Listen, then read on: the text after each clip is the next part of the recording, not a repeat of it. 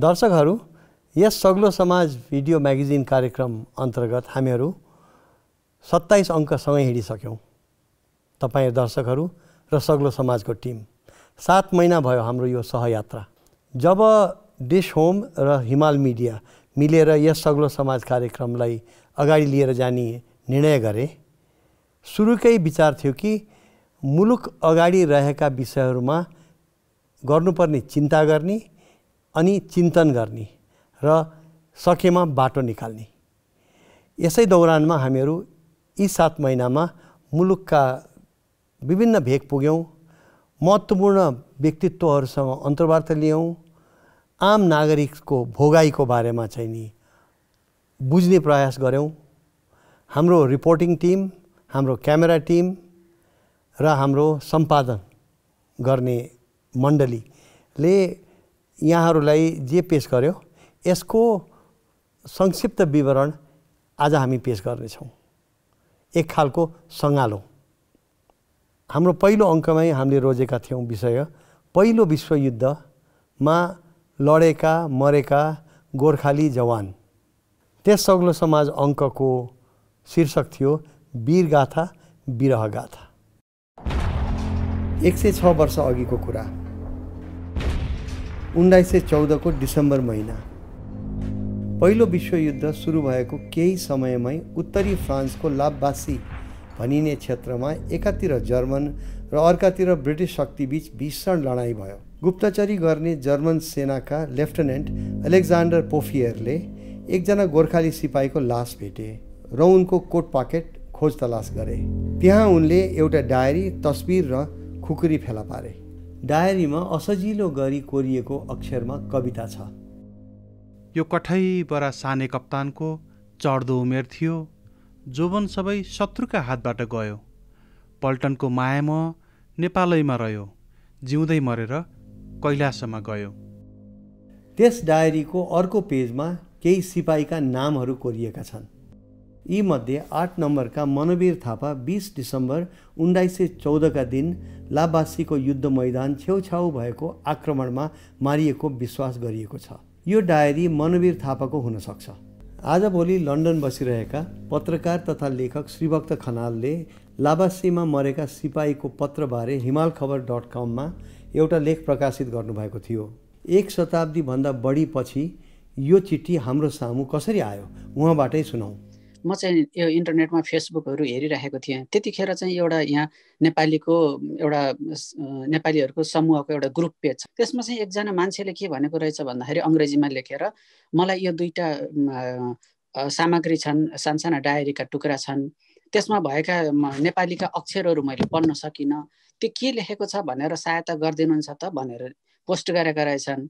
अनि मैले यसो हेरेँ, त्यो अक्षरको हिज्जे, त्यसमा लेखिएका भाषा हेर्दाखेरि त ती त आजभन्दा धेरै पहिलाका जस्ता लागे।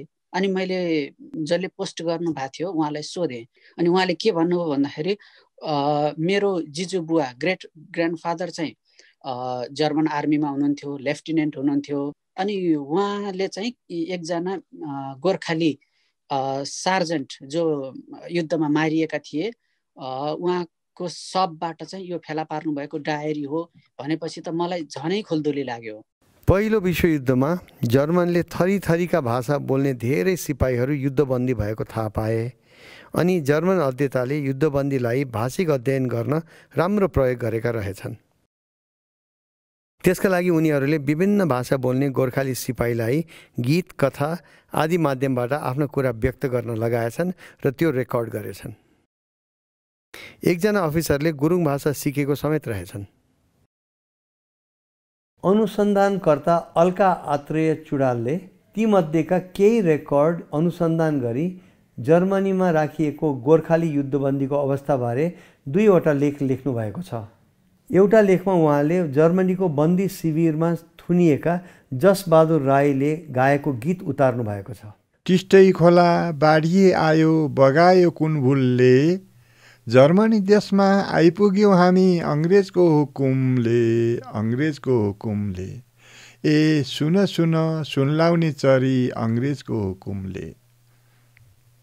नेपालै ज्यानको 3 धारे पानी, मूल पानी तुरुरु, नउडी जानु नबसी आउनु मन रुन्छ धुरुरु मन रुन्छ धुरुरु ए सुन सुन सुनलाउने दिदी मन रुन्छ धुरुरु मन रुन्छ धुरुरु।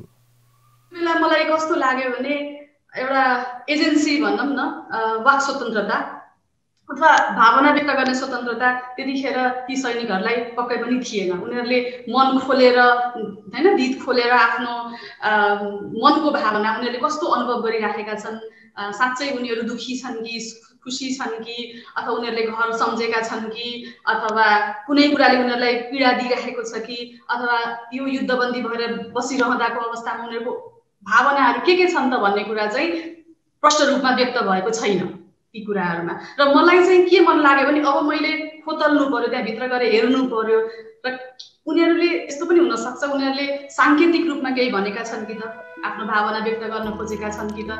सग्लो समाजको दोस्रो अङ्कमा बढ्दै गएको क्यान्सर रोगको बारेमा चर्चा गऱ्यौँ र त्यसपछि गैर कानुनी बनाइएको गाँजा खेतीलाई किन वैध बनाउनुपर्छ भन्ने विचार सग्लो समाजले राख्यो। चौथो अङ्कको विषय थियो काठमाडौँ उपत्यकाको विषालु हावा, एयर पोल्युसन।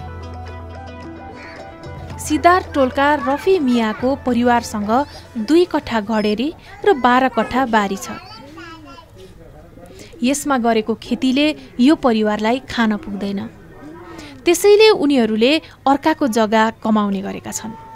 अहिले उनको परिवारमा गरिबीमाथि क्यान्सरको मार परेको छ।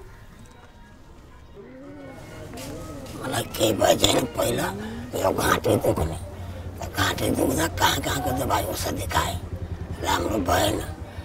गएँ भरतपुर, त भरतपुर एक्सरा गर्दा 9,000, 8,000, 11,000 गर्दा गर्दा तब यो नाकबाट पाइप घुसाएर चेक गरेँ नि, त देखायो कि मासु बढेछ, पलाएछ। त मासु त्यो लगाएर काट्यो 3 तलामा, त्यही दिनदेखि राम्रै छ, दबाई औषधि खायो, राम्रै देखाइरहेछ। होइन यो आवाज त अब के हुनाले फसेछ, आवाजको दबाई पाउँदैन। आवाज राम्रो थियो, आवाज आफै गयो, किन गयो। अब खोइ छ कि छैन, हामी जहाँ चेक गराएको छैन। त्यहाँ गराउँदा भन्दै दिएको छ, लेकिन हाम्रो विद्यालय छ कि छैन, तर डाक्टरले जान्छ, हामी त जान्दैन।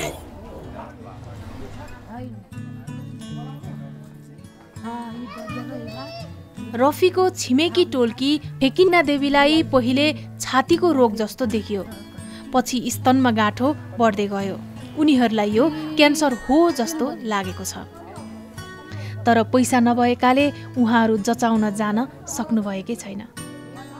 योभन्दा अगाडि मलाई पनि हजुर अब के भन्ने भन्नु, अब भन्दाखेरि त लाग्ने कुरा आउँदैन। मलाई पनि योभन्दा अगाडि त वडाकालबाट मलाई पनि 8,000 पैसा दिइसकेको हो, एकचोटि 5,000 3,000 दिइसक्यो मलाई दबाई गर्नुको लागि हजुरको। अब अहिले हेर्नु मलाई दम बढ्छ हजुर, मलाई दमको समस्या छ, ग्यासको दम पनि छ, ग्यास पनि दुइटै छ। अब पैसा हजुरको अब के भयो हजुरलाई के भन्नु, अघि नै गाडीमा देखाइहालेँ। अब यस्तो अवस्था छ मेरो, के भन्नु, योभन्दा के भन्नु पर्दैन, अब योभन्दा खोलेर भन्नु हजुरलाई पर्दैन। फेकिनीको बिमार जचाउने खर्च जुटाउन वडा कार्यालयमा सहयोग माग्नुभयो,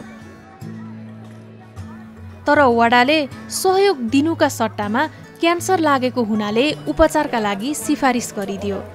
त्यस्तो सिफारिसले केही काम नगर्ने हुनाले उहाँहरूले जचाउन जाने विचार नै छाडिदिनु भयो। स्तनको गाँठो बढिरहेकाले जचाउनु पर्छ भन्ने थाहा हुँदा हुँदै पनि।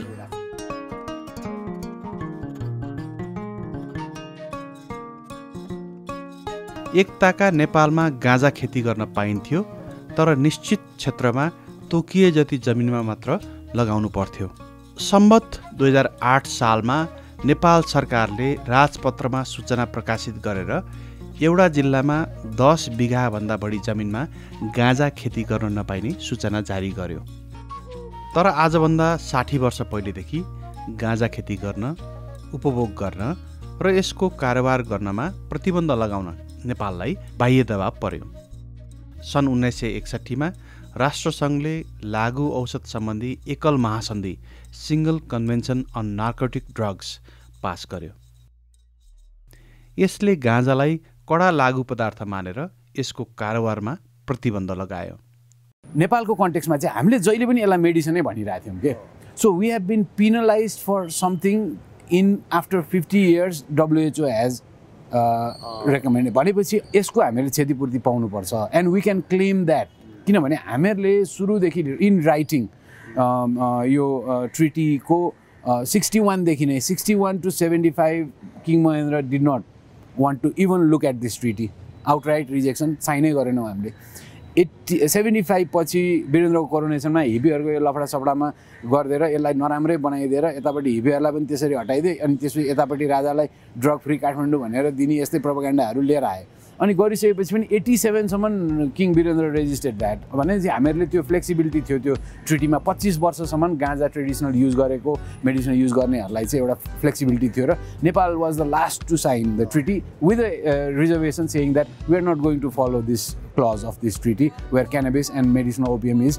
ब्यान्ड भनेर 45 वर्ष अगाडि कानुन बन्यो अमेरिकी दबाबमा र नेपालले चाहिँ नि गाँजा खेती सेवनलाई चाहिँ नि कानुन विपरीत बनाइदियो आज आएर झन्डै 5 दशकपछि तपाईँ लाग्नु भएको छ तपाईँलाई केले प्रेरणा दिएर चाहिँ नि यो विधेयक अगाडि सार्नुभयो शेरबहादुरजी गाँजा चाहिँ एउटा यस्तो चिज रहेछ कि यो त मेडिसिनल भ्यालु रहेछ यसको र यसको मेडिसिनल भ्यालु सबै रिसर्च बेसबाट हेर्दाखेरि अन्ततोगत अब अन्तर्राष्ट्रिय समुदायमा पनि यो चाहिँ रिक्रेसनल चिज मात्र होइन यसको मेडिसिनल भ्यालु र यसको अन्य सबै चिजहरू चाहिँ उपयोगको कुरा चाहिँ अन्तर्राष्ट्रिय रूपमा पनि बहस छलफल भइरहेको त्यो सन्दर्भमा सबै चिज अलिकति त्योसँग विज्ञ व्यक्तित्वहरूसँग त्यसका रिसर्च गर्नेहरूसँग सबैलाई के रहेछ त भनेर हामीले चाहिँ खोज्न लगायौँ सबै कुरा खोजे पछाडि यसको आर्थिक पाटो यसको मेडिसिनल भ्यालु यसको अन्य चाहिँ इन्डस्ट्रियल भ्यालु सबै हेरिसके पछाडि चाहिँ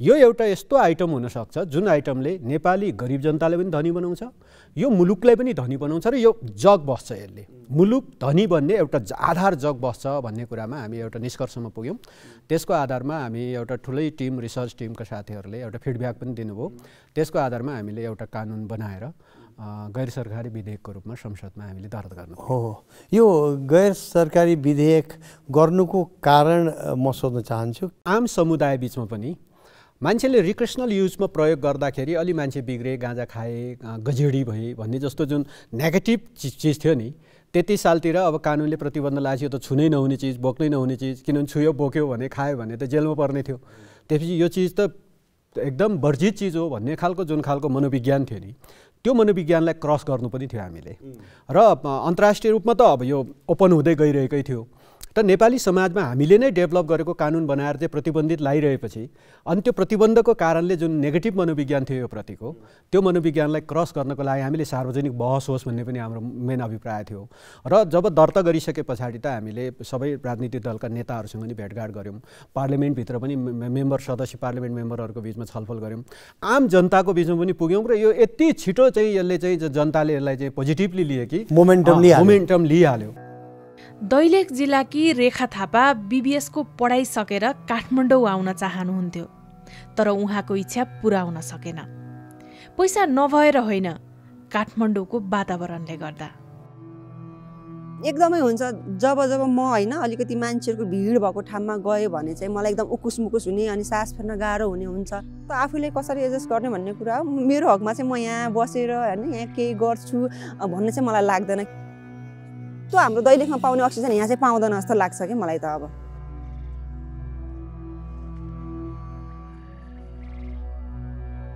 वायु प्रदूषणले कहाँ र कसरी असर पुर्याउँछ भनेर यकिन जानकारी छैन शरीरमा सुगर र ब्लड प्रेसर बढेको कुरा जसरी नाप्न सकिन्छ वायु प्रदूषणले पारेको असर त्यसरी नाप्न सकिँदैन रगत र पिसाबमा वायुबाट गएका हानिकारक कण पाइए भने यसलाई वायु प्रदूषणको असर भन्न सकिन्छ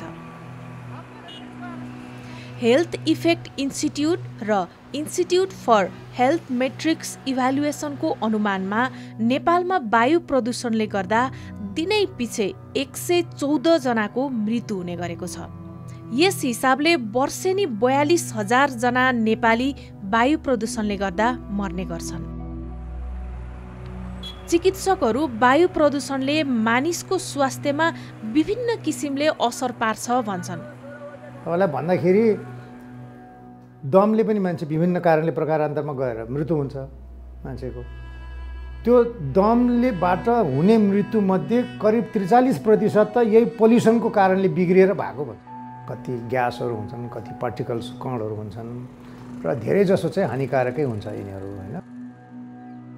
क्यान्सरोजेन पनि छन् यहाँ, क्यान्सर बनाउने तत्त्वहरू पनि त्यो चिज बेन्जिन जस्ता चिजहरू, तिनीहरूले त लामो समयसम्म एक्सपोजर हुनेको क्यान्सरै चाहिँ फोक्सो या अन्य अङ्गको हुनसक्छ।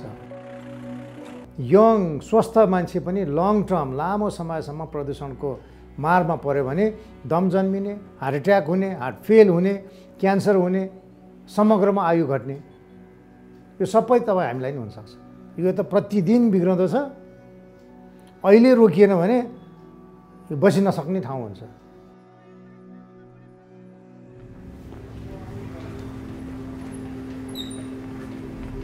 हजुर, हामी पाटनको पटको टोलमा नारायण मन्दिरकै परिसरमा छौँ। यहाँ रहनुभएको पुरानो मूर्ति लक्ष्मीनारायण या वासुदेव कमलाजाको चोरी सन् 84 मा भयो। यो मूर्ति चोरी हुनुको दिन रात तपाईँ सम्झिनुहुन्छ? बताइदिनुहोस् न।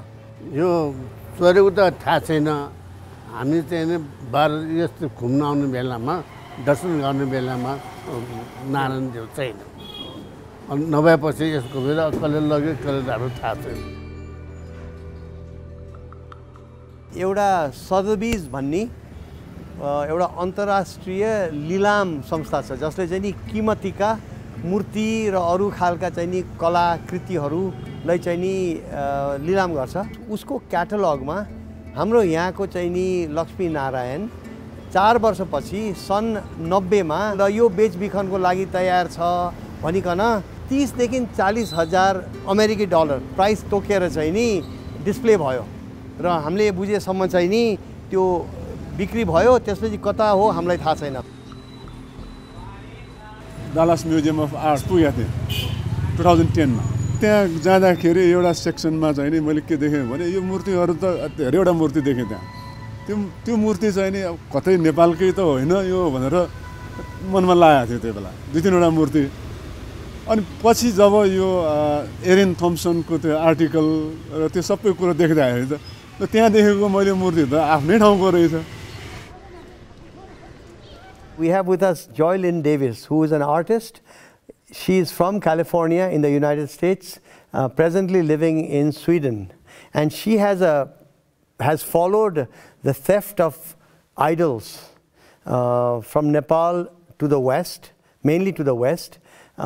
It's an intense investigation that she has been doing. I wanted to ask you, Joy, directly about the story that we are following right at the front of this program, which is the lost statue of Lakshmi Narayan.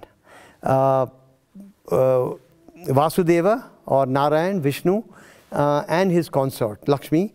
I wanted you to share with us why you got interested in this statue and how you located it. Please. The way that I found the Murthy in the Dallas Museum was pretty wild. About once a month throughout the time that I did this research and painting project, I would do a Google Images search, a simple online search, or I would sleuth through online collections, databases that museums have of their collections. So in one of these Google Images searches, I saw a blurry image of Lakshmi Narayan, and my heart just jumped. I knew immediately it was the same Murthy. I had just spent 5 months staring at the auction photo in order to make the painting.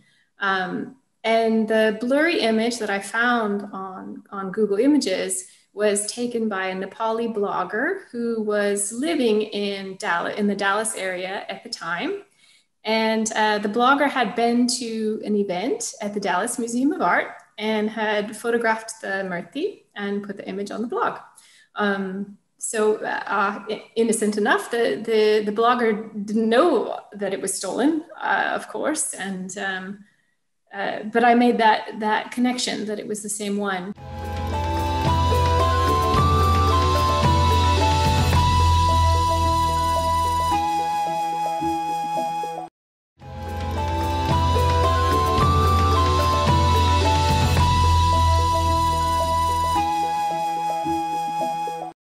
सग्लो समाजको 6औं अङ्कमा हाम्रो reporter आर्जुले राष्ट्रपति महिला उत्थान कार्यक्रम अन्तर्गत हेलिकप्टरद्वारा सुत्केरीको उद्धार गर्ने जुन सेवा छ त्यसमा हेलिकप्टरद्वारा सुत्केरी उद्धारमा संलग्न हुने मौका पाइन्।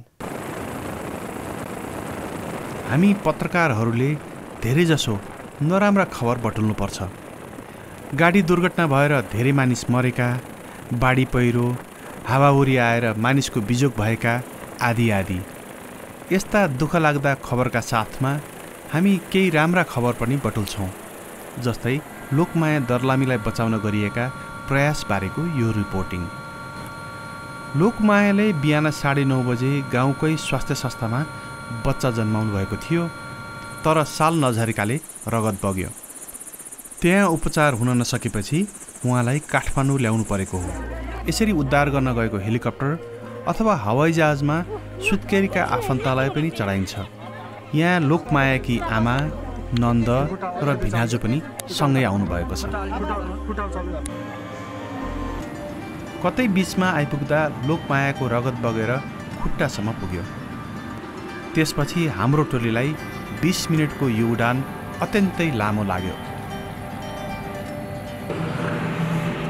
बिरामी जाँदैछ, खाँदोले हस्पिटल आउनु भन्नु नि मामा।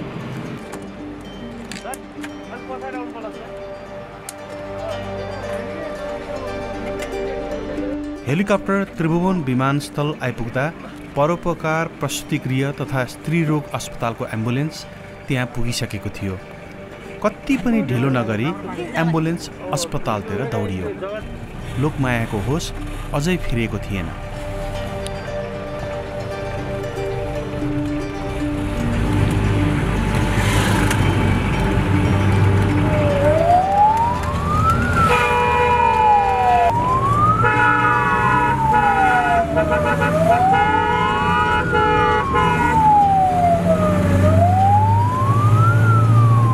बच्चा जन्माएको झन्डै 7 घण्टामा लोकमायालाई काठमाडौँको थापाथलीको प्रसूति गृहमा ल्याइ पुर्याइयो।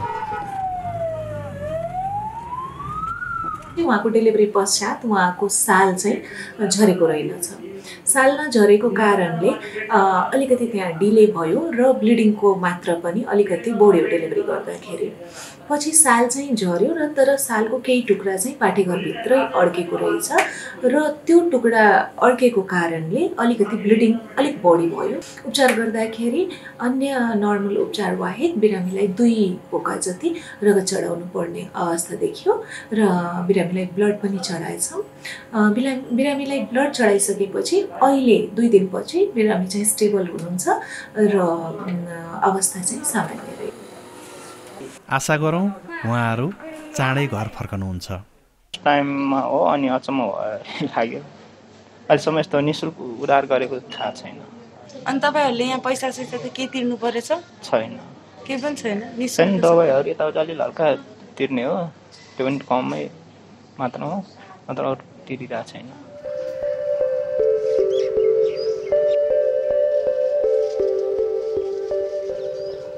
महिना माघ थियो, बिहानी पखमा हावा चलेको थियो। छानामा पथमा तथा चौरमा चिनी छरे झैँ थियो। जाडो खुब थियो, समस्त जलमा ऐना जमेको थियो। काम्यो लुगलुग त्यो।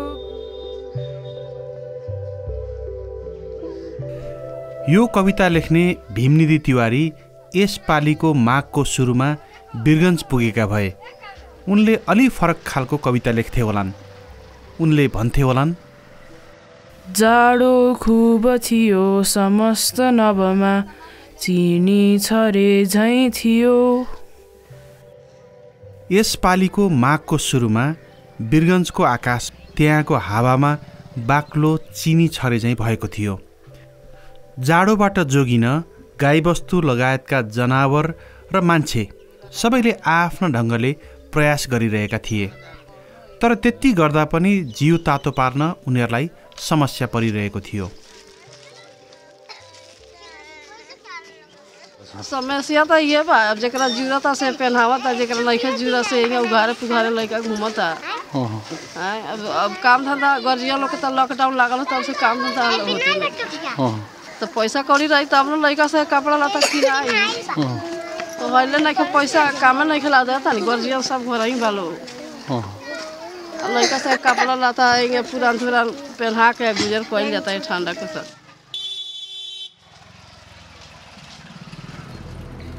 शीतलहर मधेसमा हिउँदमा चल्छ। शीतलहर चलेका बेला अधिकतम तापक्रम घट्छ। यसको अर्थ दिनभर जाडो हुनु हो। अरू प्रकोपले जस्तै शीतलहरले पनि गरिबलाई सबैभन्दा बढी सताउँछ। प्रदेश 2 को नीति आयोगको प्रतिवेदन अनुसार यहाँका 47.9%ले पेटभर खाना पाएका छैनन्। उनीहरूसँग जाडो छेक्ने घर र लुगाफाटो छैनन्।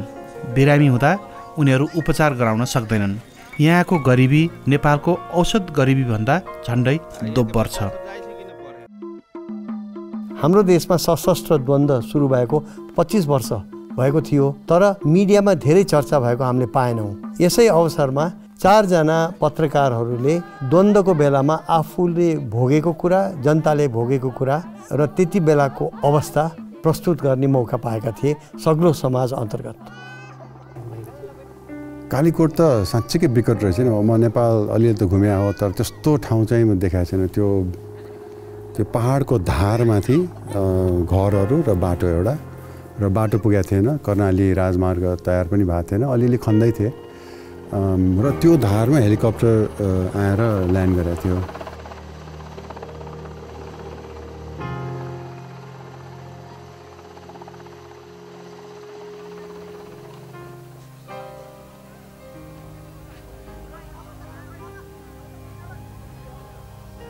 हामी कालीकोटबाट अघि बढेपछि घाम अस्ताइसकेको थियो अनि पिली भन्ने ठाउँ नजिक आइरहेको थियौँ। अनि नजिक आउँदाखेरि रुखको टुप्पोमा त्यही 8-9 वर्षका बच्चाहरू हुन्थे।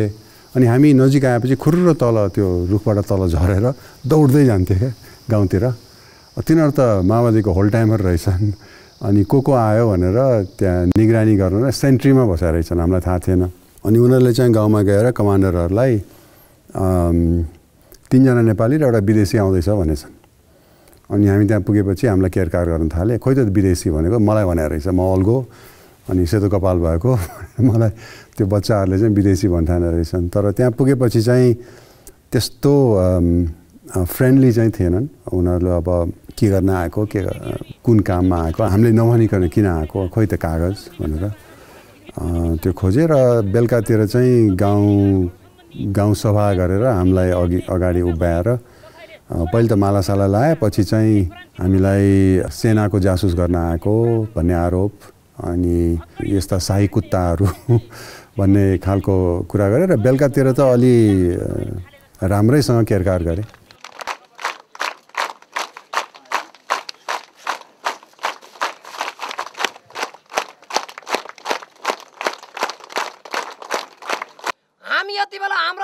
जुम्लीवासी जनता भेडाको संकेत दिएको हत्यारो तानाशाही सत्ताले त्यो फासिस्ट शाही कुत्तालाई लात मार्दै आज हामी यति बेला भेरी कर्णालीमा नयाँ प्रदेश गठन गर्दैछौँ।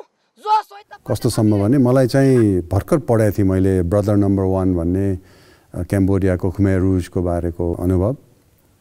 त्यसमा जे लेखेको थियो त्यस्तै अनुभव भयो मलाई त्यहाँ त्यो कालीकोटदेखि जुम्लाको यात्रामा। जसरी यो अब भनौँ न 13-14 वर्षका छापामारहरूले, होल टाइमरहरूले, कमान्डरले नै जसरी कुरा गर्थे, जुन शैलीमा कुरा गर्थे, जसरी धम्कीपूर्ण शब्दहरू प्रयोग गर्थे, त्यो चाहिँ मलाई ठ्याक्कै क्याम्बोडियाकै झल्को आउने खालको थियो। धेरैले जुत्तालाई हेर्थे, हाम्रो जुत्तालाई। त्यहाँ त त्यो गोल्ड स्टार जुत्ता महिनाको एउटा पनि टिक्दो रहन्छ। अब डाँडा काँडा हिँड्न पर्ने बिचराहरू, उनीहरूको त जुत्ता त फाटिहाल्ने। अनि हाम्रो बलियो जुत्ता देखेपछि यस्तो जुत्ता लाएर आउन त मलाई कसले भने चस्मा लाउँदैमा बुद्धिजीवी भन्ने खालको त्यो त ठ्याक्कै खुमेर रुजको भाषा हो। यो राजधानी उपत्यका कति राम्रो थियो, कति रमणीय थियो, कति कलात्मक थियो भन्ने कुरा हामी सबैलाई थाहा छ। हामी संसार सामु गौरव गर्छौँ। हामी भन्छौँ कि युनेस्को विश्व सम्पदा सूचीमा हामी परेका छौँ। तर सहरीकरणले गर्दा, आधुनिकीकरणले गर्दा, जेले गर्दा भनौँ हामी, हाम्रो सहर अहिले कुरूप बनेको छ। कुरूप बन्ने क्रममा तपाईँ हाम्रो जीवनस्तर पनि घटेको छ। अहिले हामी यहाँ वसुन्धरा गङ्गपु क्षेत्रमा छौँ, रिङ रोडको। यस्तो आँखै बिज्ने खालको भवनहरू, वास्तुकला नेपालमा कसरी आइपुग्यो? यो आर्किटेक्चर परिप्रेक्ष्यमा हेर्ने हो भने त यो धेरै जसो आर्किटेक्चर हुनै होइन कि। अच्छा, यो कन्स्ट्रक्सन मात्रै हो कि, आर्किटेक्चर होइन, कन्स्ट्रक्सन हो कि। इन्डिभिजुअल मान्छेहरूको एउटा जुन जरुरत छ, आफूले आफ्नो एउटा जग्गा किन्छ, उसले त्यसमा एउटा के बिल्डिङ भवन बनाउने एउटा त्यो हुन्छ, एउटा एस्पिरेसन हुन्छ। त्यसबाट अब उसले व्यापार गर्ने हो कि बस्ने हो कि के हो, त्यो उसले बनाएको मात्रै हो कि। यो यसलाई अब आर्किटेक्चरको हिसाबले चाहिँ यो यसलाई चाहिँ व्याख्या गर्न धेरै गाह्रो छ कि। अब आर्किटेक्चर भन्दाखेरि त्यसको एउटा आफ्नो सांस्कृतिक भनौँ एउटा एउटा एउटा सांस्कृतिक र एउटा आइडेन्टिटीको कुराहरू आउँछ, कल्चरको कुरा आउँछ, एउटा एउटा एस्थेटिक जुन एउटा टाइममा एउटा समाजमा उत्पन्न हुन्छ, त्यो त्यसको एस्थेटिक प्रतिबिम्ब पनि हो, एक्सप्रेसन पनि हो। हामीले त्यो बेलामा गार्डन्स अफ होप, एउटा निराशावादी थियो, यो सहरमा केही पनि हुनु सक्दैन, केही राम्रो काम हुनु सक्दैन भन्ने उसमा चाहिँ नि एउटा आशावादी मान्छेलाई एउटा आशा देखाउनुको निम्ति त्यो एउटा सोचबाट सुरु भएको हो। अनि सोच चाहिँ नि वरिपरिको बगैँचाबाट सुरु भयो, तर पछि चाहिँ नि अनि यो मण्डललाई थपियो र मण्डल थपिँदाखेरि चाहिँ नि अर्को सोच के थियो भने जति पनि कलाकारहरू हुनुहुन्छ होइन, पेन्टर्सदेखि लिएर मूर्तिकलादेखि लिएर उहाँहरूलाई पनि सहभागी कसरी गराउने भन्ने विषयमा चाहिँ नि उहाँहरूको सहभागिताले गर्दाखेरि यो मण्डलको कल्पना गरिएको। मण्डल भनेको त इम्पर्मनेन्स होइन, इम्पर्मनेन्स के हद भन्दाखेरि सहर भनेको जहिले पनि सहरीकरण भनेको एउटा प्रोग्रेसिभ, एउटा बढ्दै गर्ने सोच पनि हो। एउटा मान्छे विभिन्न किसिमको आउँछ सहरभित्र होइन, र जेनेरेसन बुढा हुँदै जान्छ, बच्चाहरू हुर्किँदै जान्छ। अनि त्यो फ्याक्टरलाई पनि लिएर चाहिँ नि मण्डल जो चाहिँ नि रिप्रेजेन्टेसन अफ इम्पर्मनेन्स प्लस एउटा एस्थेटिक ब्युटी भन्ने कुरो, सौन्दर्य भन्ने कुरो यदि हामीले बेवास्ता गऱ्यौँ भने क्षणिक हुन्छ भन्ने पनि एउटा सङ्केत दिनु खोजे हो। किनभने ब्युटी भन्ने कुरोलाई हामीले संरक्षण गर्नुपर्छ। ट्याक्सी चालक सागर बोहरा विदेश जान खोज्दै हुनुहुन्छ। पहिला त के मानिसहरू ट्याक्सी चढ्थे, उनीहरूसँग पनि पैसा हुन्थ्यो, इकोनोमिक्स अलिकति आर्थिक रूपमा चाहिँ चलायमान थियो। तर अहिले आर्थिक रूप नभएपछि मान्छेहरू घन्टौँ लाइन बसेर गाडी चढेर जान्छन्, ट्याक्सी चढ्दैनन्। तर के हो भन्दा अहिलेको अवस्थामा त कोही साथीहरूले दिनभरिमा 500 रुपियाँ कमाउनु नि धौ परेको छ। यो अवस्था छ। उनीहरूले साउ भाडा के तिर्छन्, तेल के हाल्छन्, यो एकदम विडम्बनाको कुरा छ। अहिले सिचुएसनमा चाहिँ भने जस्तो सजिलो चाहिँ छैन। नेपालमा कोरोनाको खोप आएको 1 महिना भयो, तर मजदुरले खोप लगाउन पाउने दिन कहिले आउला थाहा छैन। यत्रो कोभिडको समयमा कुन चाहिँ मजदुरलाई कोभिड टेस्ट गराउनु पर्छ भनेर गराइयो। म ट्याक्सीको मात्रै जोडिदिनँ, कुनै पनि मजदुरलाई कोभिड टेस्ट गराउनै पर्दैन। आजसम्म मजदुरलाई सहुलियत दिएर कोभिड टेस्ट नै गराइएन। अब अहिले पनि खोपको सन्दर्भमा मजदुरको कहीँ पनि सम्बोधनै हुँदैन। न मजदुरका नेताहरूले यसलाई ध्यानमा नराखेका हुन्, न प्रधानमन्त्रीले चाहिँ यो खासै मजदुरहरूलाई आवश्यक छैन भनेको बुझ्नै सकिन। यो खोप मजदुरले पाउँदैनन्, कुनै पनि मजदुरले खोप पाउँदैनन्। पाउने भनेको राजनीतिक कर्मी, स्वास्थ्य कर्मी, पत्रकार लगायत यिनै माथिल्ला तहका साथीहरूले पाउने हुन्। तर एउटा मजदुरको हिसाबले कसैले पनि देशमा खोप पाउँदैन। यो खोप पाउने आश हामीले मारिसकेका छौँ। मलाई लाग्छ हामीले एउटा कुरा के बाँच्ने हामीलाई जन्मै दिएन भने पाल्न किन आवश्यक परेर। ट्याक्सी छ, त्यसमा चढ्ने मान्छे छैनन्। अलिअलि आम्दानी हुन्छ, तर त्यसले ऋणको किस्ता र ब्याज तिर्नै पुग्दैन। घर खर्चका लागि पैसा लिँदा साहु बढ्दैछन्, तर कमाईको बाटो खुलेकै छैन। त्यसैले अब सागर र उहाँ जस्ता ट्याक्सीवाला चिन्तित हुनुहुन्छ। म यो विषयमा राति 2 घन्टा निद्रा लाग्दैन 2 घन्टा प्लस यसले मलाई पिरोलिरहेछ मसँग ऋण हेर्ने हो भने आकाश छुने ऋण छ किन ऋण लाग्यो कहीँ घर किनेको खेत किनेको बिहा गरेको पढेको ऋण होइन ट्याक्सी चलाउँदाखेरि ट्याक्सीले मलाई बोकाएको ऋण अथाह पैसाको जुन म कल्पना गर्न सक्दिनँ दिनमा 2 पाना भरेर मात्रै राखेको छु मसँग ऋण यति छ भनेर तर के हो भन्दा त्यो ऋण तिर्न सक्ने अवस्था छैन भने चाहिँ अन्तिममा मेरो विकल्प भनेको मैले भनिसकेँ बारम्बार कि सरकारसँग लड्ने नै हो कि आत्महत्या कि विदेशी हो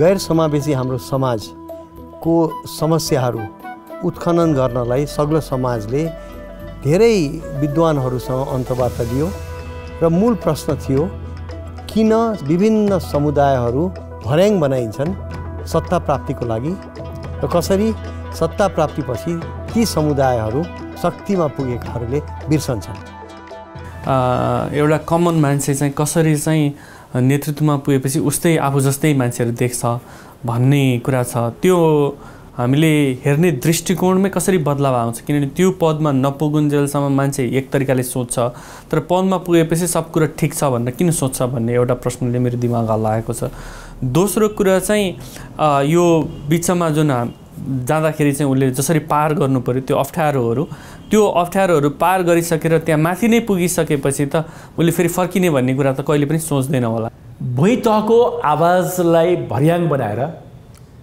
फुन्गीमा उक्लिएकाहरूले जसरी भुइँलाई बिर्सिने गरेका छन् यो जुन निरन्तरता हो त्यो निरन्तरतालाई क्रममा होइनन् त्यसमा पूर्ण विराम लगाउन सकिन्छन् यो मानसिकतामा शासन गर्नेहरूको मनोविज्ञानमा पूर्ण विराम लगाउन सकिन्छ सवाल केवल मधेसको मात्र होइन नेपाली लोकतान्त्रिक आन्दोलनकै विसङ्गत पक्ष के रह्यो भने जनताका मतबाट चुनिएकाहरू आफूलाई शासक ठान्छन् 7 सालदेखि नै यही कोर्स करेक्सन हुन सकेको छैन जुन विगतको दिनमा जति पनि आन्दोलनहरू हुन्छ र त्यो आन्दोलनको मुद्दाहरू जुन उठान हुन्छ त्यो आन्दोलन हुन्जेलसम्म मुद्दा उठान गर्ने किनभने सबैको आन्दोलनमा सबैको साथ र सहयोग चाहिन्छ तर आन्दोलन भइसकेपछि त्यो बिर्सिदो रहेछ कि भनेपछि आन्दोलनको मुद्दा एउटा हुन्छ तर सत्तामा गएपछि उनीहरूको अर्कै मुद्दा हुन्छ उनीहरूको अर्कै व्यवहार हुन्छ यो चाहिँ के भएको छ जस्तो लाग्छ भने मलाई अब जब कुनै पनि आन्दोलन चर्किन्छ अथवा कुनै पनि मागहरू चर्काइन्छ नि त्यस पछाडि चाहिँ राज्यले ल अब चाहिँ सरोकार देखाउँदाखेरि चाहिँ त्यो तत्कालीन अवस्थामा चाहिँ कसरी हुन्छ तत्कालको लागि मात्रै त्यसलाई चाहिँ हैन सल्ट्याउन भन्ने हिसाबले चाहिँ सरकारको एउटा मनस्थिति त्यसरी आएको देखिन्छ त्यसरी तत्कालले सल्टाउँदाखेरि चाहिँ दुई पक्षीय वार्तामा जे कुरा गरिन्छन् त्यो बेलामा हुन्छ भनेर माने जस्तो गरेको अनि त्यो मान्दाखेरि चाहिँ यता आन्दोलनकारीहरू पनि कतिपय अवस्थामा चाहिँ त्यो प्रति विश्वस्त राज्यप्रति विश्वस्त पनि भएको हुन् त्यसमा अलिकति शङ्का सङ्कोचहरू पनि नभएका त होइनन् तर शङ्का सङ्कोच हुँदै पनि एउटा चाहिँ त्यो बाध्यता के चाहिँ छ भने अब आन्दोलन एकदमै त्यो चलिराख्नुपर्छ हैन त्यो हाम्रो नेपालको सन्दर्भमा त्यो चलिराख्नुपर्ने चाहिँ किनभने अब हामी यस्तो लोकतान्त्रिक व्यवस्थामा छौँ कि जहाँ चाहिँ बहुमतको कदर हुन्छ हैन त्यो बहुमत निर्माण गर्नको लागि पनि तपाईले आफ्नो विचार आफ्नो मागहरू चाहिँ धेरै समक्ष पुर्याउनु पर्यो र त्यो मागमा चाहिँ फेरि एकबद्धता जनाउने एउटा जमात पनि खडा गर्नु पर्यो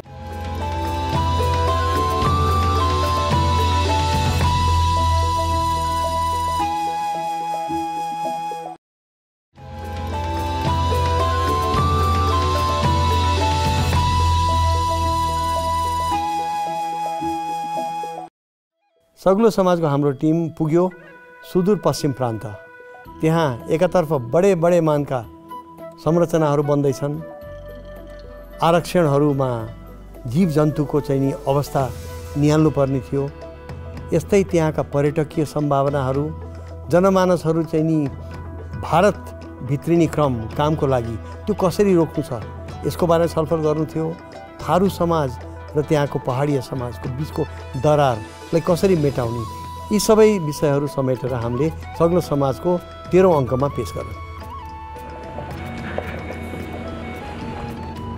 मध्याह्नको घाम छ हामी महाकाली नदीको किनारमा छौं यताबाट 4 लेनको सडक हामी भएको ठाउँमा आएर उता महाकालीको नयाँ पुल यसअघि बनबासाबाट जाने दशकौँ पुरानो साँगुरो टनकपुर ब्यारेजमाथिको पुलले यतापट्टिको नेपाल र पारिपट्टिको इन्डियालाई जोड्दथ्यो। त्यसपछि दोधारा चाँदिनीलाई कनेक्ट गर्न भनेर जोड्न भनेर चाहिँ नि लामो झोलुङ्गे पुल बनाइयो। अब चाहिँ नि एउटा अन्तर्राष्ट्रिय स्तरको 4 लेन हाइवे 4 लेनको पुलले नेपाल र उत्तर भारतलाई जोड्दैछ।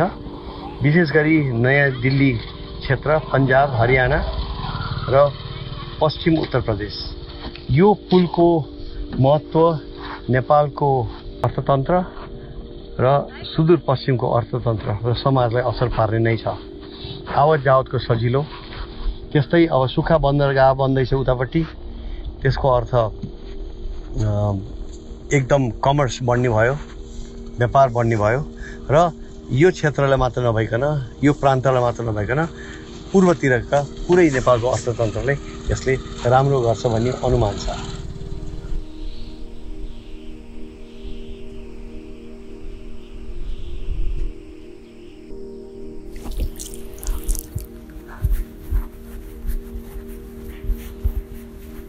यो त भयो महाकालीको नयाँ पुल, जसले महेन्द्रनगर र दोधारा चाँदिनीलाई जोड्दछ। त्यसको साथसाथै बाँकी भारतसँग पनि सम्बन्ध विस्तार गर्नलाई सघाउने नै छ। तर स्थानीय नेतृत्व अगुवाहरूको अर्को एउटा योजना पनि छ।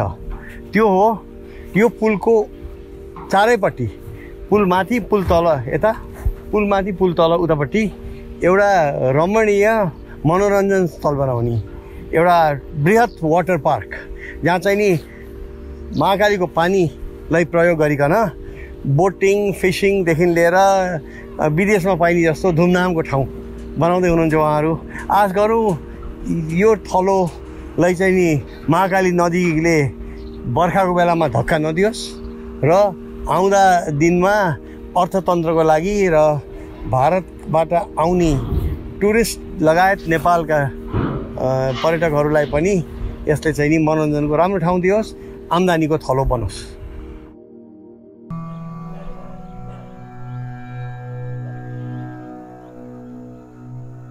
महोत्तरी जिल्लाको भङ्गाहा नगरपालिकाको मेघनाथ गोर्हन्ना गाउँका महेन्द्र चौधरी खेती र मजदुरी गर्नुहुन्थ्यो।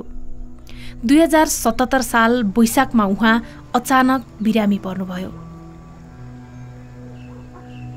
टाउको दुख फाड़ दे कहे ऐसे करते करते बेताल भयो, पानी धिकाव कति कति करे त भयो न, तेल वाला मठे रे माथा में ना ठीक भयो। ले जाते बीत गए ना गए जा सकेन। उहाँलाई बर्दिवासको अस्पताल लगियो। त्यहाँ उपचार गर्दा गर्दै उहाँको मृत्यु भयो। अनि बिहानै दिशा पिसाब गरेर आयो अनि भन्छ कि मलाई टाउको दुखिरहेछ अरे। अनि मैले निम्स गोटी ल्याएर दियो अनि खाएँ। अनि के अरे यहाँ मेरो घरपट्टिले भने कि त्यहाँ बारीमा गयो मेरो बुवा त भने कि रातो जस्तो मुख भइसक्यो, कालो जस्तो भयो रे, यसलाई लिएर जानुपर्छ बाहिर। त्यही भएर बाहिर लग्यो हामीले औरी, अनि औरीमा उपचार गरायो।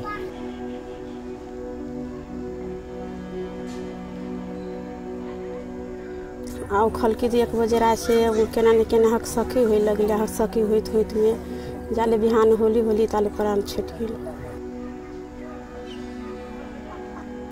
3 बजे से माथा दुखाई या देह दुखाई। हाँ, तो रात में खिचड़ी बनैलिए खलकै इतना, तब 2 बजे रात भेलै तो तनका ऊपरे दम करे लगले। तब बिहान भेले चाह पिलकै अपने गरी उरी मंगवा दिल की गरी में अली अपने चोरे बाहर लगली। तो पहिला रक्सी अन्नबाट उत्पादन हुन्थ्यो, अहिले तपाईको टोल टोलमा सानो मात्रामा तपाईँ रक्सी उत्पादन भएको देख्नुहुन्छ घैटो राखेर। तर अहिले व्यावसायिक रूपमा उत्पादन हुने रक्सीहरूमा चाहिँ ठुला ठुला ड्राममा चाहिँ तपाईको हैन पानी हाल्ने, सक्खर हाल्ने, त्यसमा चाहिँ युरिया खाद हाल्ने, त्यसपछि खुट्टाको मोजाहरू हाल्ने, त्यसपछि तपाईँको चप्पल जुत्ताहरू राख्ने पुरानो थोत्रो, पानीका बोतल हाल्ने, महिलाहरूले प्रयोग गर्ने प्याड हाल्ने, यो राखेर चाहिँ तपाईँको विषाक्त रक्सी बनाइन्छ। किन बनाइन्छ भन्दाखेरि छिटै त्यसले चाहिँ तपाईँको मात लागोस् होइन, यो रक्सी राम्रो हो, मान्छे चाहिँ पल्कियोस् भनेर चाहिँ यस्ता विषालु रक्सी चाहिँ बनाउने गरेको पाइन्छ। गाउँतिर तपाईँ जानुभयो भने त्यो रक्सीको भाँडोलाई टिनमा राखेको हुन्छ, त्यो त्यसैकै तपाईँको अहिले चाहिँ प्रहरी प्रशासनले चाहिँ निगरानी बढाएपछि उखुबारीमा चाहिँ रक्सीको चाहिँ भट्टी राखिएको छ, बाँस झ्याङमा राखिएको छ। मुसलधारे पानी परेको रात गजेन्द्र बुढाथोकी कार्यक्रमबाट फर्कदै हुनुहुन्थ्यो। उहाँको मोटरसाइकलको स्पिड प्रति घण्टा 50 किलोमिटर मात्र थियो। भद्रकाली मोडमा पुग्दा अर्कोतिरबाट चर्को लाइट बालेर ट्रक आयो। यसको प्रकाशले गर्दा उहाँले बाटो धमिलो देख्नुभयो। मोटरसाइकल सडकमा लड्यो। उहाँ छेउको पेटीमा हुत्तिनुभयो। ढाड जोडले बजारियो। शरीर चलेन।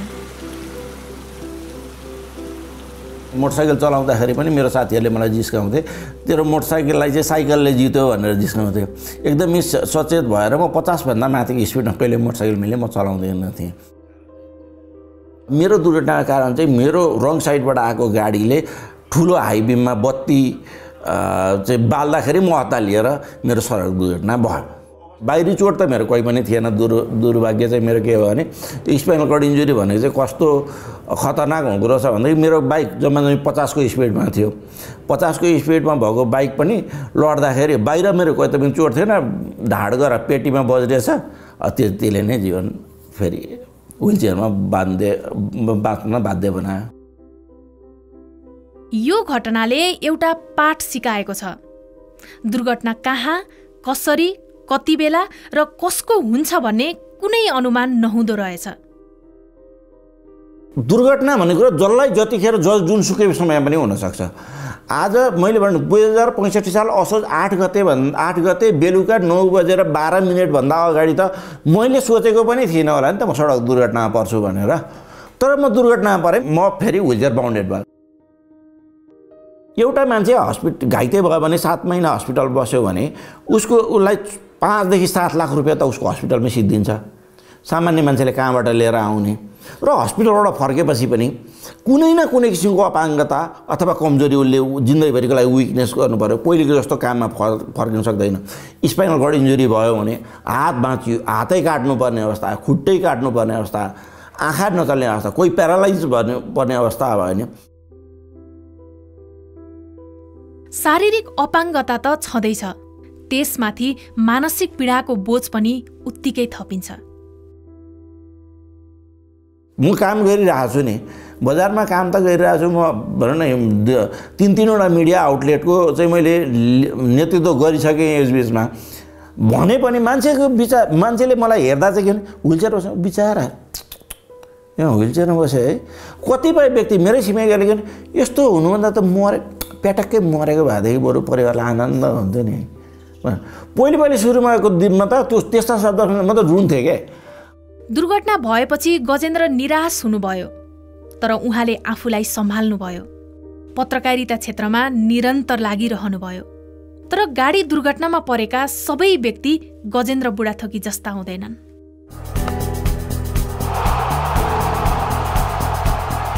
नेपालले अन्तर्राष्ट्रिय क्रिकेट परिषद आइसिसीबाट 1 दिवसीय अन्तर्राष्ट्रिय ओडिआईको मान्यता पाएको 3 वर्ष भयो। राष्ट्रिय क्रिकेट टोलीको यो सफलताले धेरैलाई उत्साही बनाएको थियो। तर कोरोना महामारी फैलिएपछि सबै खेल गतिविधि रोकिँदा नेपालले 13 महिनादेखि अन्तर्राष्ट्रिय क्रिकेट खेल्न पाएको छैन। नेपाल क्रिकेट सङ्घ क्यानले फेरि घरेलु प्रतियोगिता सुरु गरेको छ। राष्ट्रिय टिमका लागि नयाँ प्रशिक्षक डेभ वाटमोरले कार्यभार सम्हालिसकेका छन्। उनले नेपाललाई ओडिआई मान्यतामा कायम राख्ने र T20 विश्वकपसम्म पुर्याउने आफ्नो लक्ष्य रहेको बताइसकेका छन्। लगातार भइरहेका क्रिकेट प्रतियोगिता र हाई प्रोफाइल प्रशिक्षकले गर्दा अहिले नेपाली दर्शक उत्साही छन्। नेपालले हासिल गरेको यो उपलब्धि निकै लामो समयको मेहनतबाट आएको हो। भारत र बेलायतमा पढेर फर्किएका मदन शमशेर, ब्रह्म शमशेर र विष्णु शमशेरले 2007 साल अघि नै नेपालमा क्रिकेट भित्र्याएका थिए। मदन, ब्रह्म र विष्णु शमशेरकै पहलमा 2003 सालमा नेपाल क्रिकेट सङ्घको स्थापना भएको थियो। यो नेपालको सबैभन्दा पुरानो खेल संस्था हो। क्रिकेटलाई विकास गर्न मदन, ब्रह्म र विष्णु शमशेरले निकै मेहनत गरे। विष्णु शमशेरको नाममा Vishnu trophy A division league र मदन शमशेरको मदन मेमोरियल नकआउट प्रतियोगिता सुरु भए। त्यसबेला वर्षको 7 महिनासम्म क्रिकेटको सिजन चल्थ्यो। टुडी खेलमा 4 वटा पिच बनाएर क्रिकेट खेलाइन्थ्यो। भारतीय टिम पनि क्रिकेट खेल्न नेपाल आउँथे। भारतको रेलवे टिममा त्यहाँका रणजी ट्रफी खेल्ने खेलाडी हुन्थे। मैले 32-33 सालतिर खेल्दाखेरि त्यतिखेर न भौतिक यो किने यो के भन्छ ग्राउन्ड थियो, कतै केही थिएन, न सामान्य थियो, न आर्थिक अवस्था नै हामीलाई प्रबल थियो, न कसैको आर्थिक सहयोग थियो। हाम्रो नेपालभित्रको व्यवस्थापन क्यानको आफ्नै उत्साहपूर्ण सहभागिताले गर्दाखेरि नेपाललाई चाहिँ एक किसिमले हामी अन्तर्राष्ट्रिय टेस्ट क्रिकेटको लागि हामी पालो कुरेर बसेका छौँ। यो पहिल्यै नै हामीले पुग्नुपर्ने ठाउँ थियो देखिन्छ, तर पनि पालो कुरेर बसेका छौँ। तर हाम्रो दर्शक पनि छन्, प्लेयर पनि छन्। यस्तो हुँदो रहेछ कि कुनै पनि बिजनेस भन्नुहोस् या कुनै पनि अर्गनाइजेसन भनौँ, once you start picking you should be able to maintain गर्न सक्नुपर्छ कि त्यो। तर एकचोटि अलिकति फ्लटर गर्ने बित्तिकै to come back to that level takes time.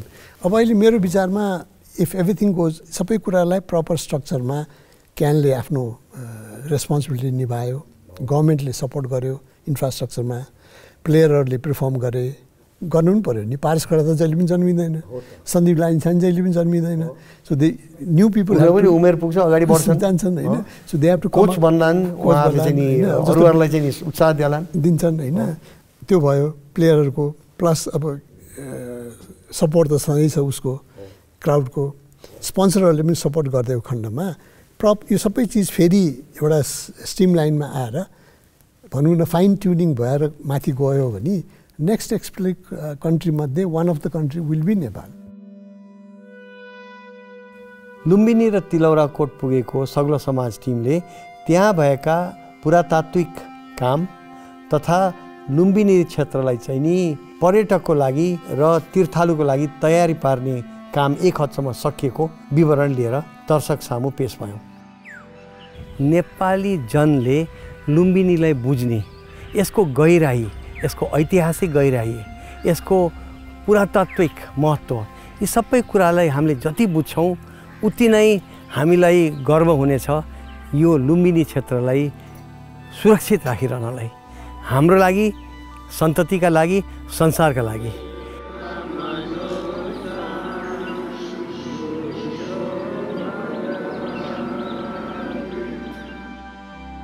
सम्राट अशोकले लिएर आएको स्तम्भ, यो स्तम्भ चाहिँ नि यहाँ नपाइने चट्टान हो।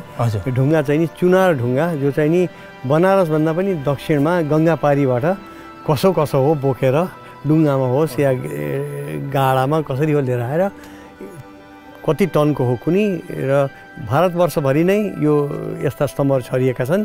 तर तीमध्ये यो उत्कृष्ट मानिन्छ। यो पुरै क्षेत्र चाहिँ जङ्गल थियो। जङ्गलमा यहाँको काठ चाहिँ नि रेलको लिक बनाउनलाई, इन्डियामा पठाउनलाई काठ कटानी गरिरहेको बेलामा अचानक जङ्गलमा यो पिलर भेटियो।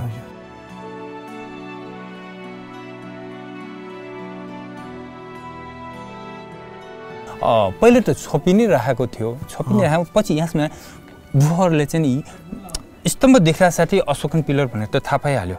उहाँले चाहिँ यो उखेल्न खोजिरहेको थियो त्यो बेला, इन सितु भएको ठाउँलाई उखेल्न खोजिरहेको बेलामा रोकिदिनु भयो उहाँले। एउटा राम्रो उहाँले यो अभिलेख उतार लिएर पढ्न लगाएर अर्थ्याएर बुद्ध यहाँ जन्मिनु भएको भनेर चाहिँ भन्नु। त्यो बेला खड्ग शमशेरले उहाँलाई धेरै सहयोग गर्नुभएको।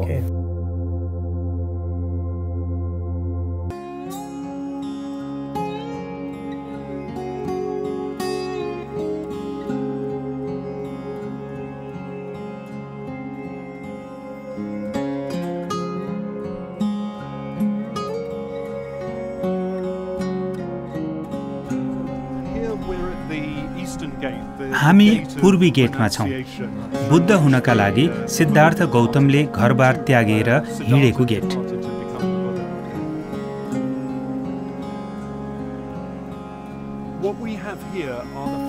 यो सहरको पर्खालको अन्तिम ठाउँ हो।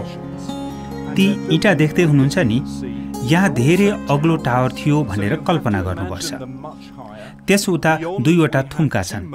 ती असाध्यै राम्रोसँग योजनाबद्ध ढङ्गले बनाइएका थिए। यहाँ देख्न सकिने सबैभन्दा अनौठो कुरा यहाँको बाटो हो। यो आधुनिक बाटो होइन, यो बाटो यहाँको पुरानो बाटोमाथि बनाइएको हो। पुरानो सहर कस्तो थियो भनेर विचार गर्दा के भन्न सकिन्छ भने यो बाटो 10 मिटर चौडा थियो। त्यसका दुवैतिर घर र पसल थिए। पुरै सहर 2 भागमा बाँडिएको थियो। पर्खाल भित्र बाहिर गर्न दुवैतिर 4-5 वटा गेट थिए। यो पुरै सहर सुन्दर ढङ्गले बसाइएको थियो। यो सहर आजभन्दा 2700 वर्ष जति पहिले बसाइएको हो। सहरी योजनाको अवधारणा चलेको सबैभन्दा सुरुमा।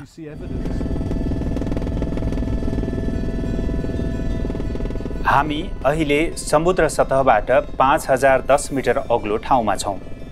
यो इम्जा ताल हो।